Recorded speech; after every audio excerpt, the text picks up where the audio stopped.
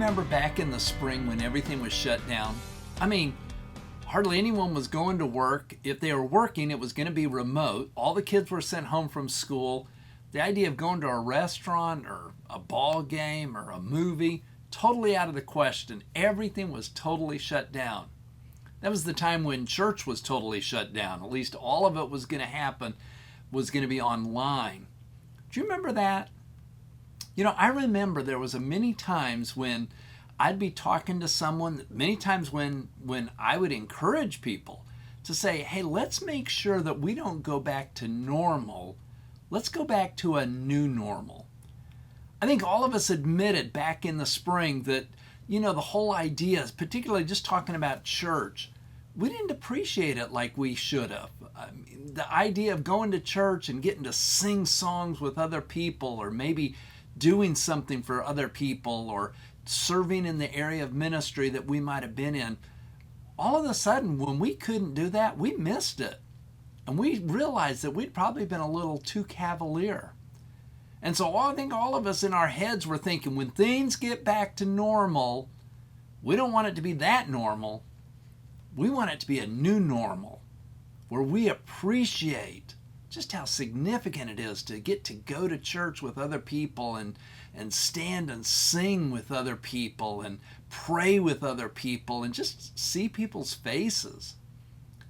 Well, I got a question for you. Okay, now 7 months later, life's kind of starting to get back to normal. Okay, there's pretty much anything you want to do, you can go do. Okay, you got to socially distance. You probably have to wear a mask. But there's hardly anything you can't do now that you used to be able to do. It's just getting back to normal, the way we are living here in Texarkana. I got a question for you. Is it the new normal that we all envisioned back in March and April and May? Or is it kind of the normal that we had in January and February? In other words, have we gotten a little too cavalier already in this new normal?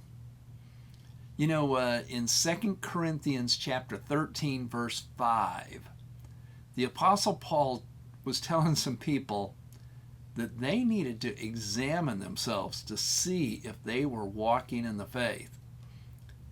The people in Corinth had made all kinds of resolutions about how life was going to be different. Things are going to change. They're going to step up. And the Apostle Paul is basically saying, hey, examine yourself. See how you're doing. Well, that's my challenge for you today.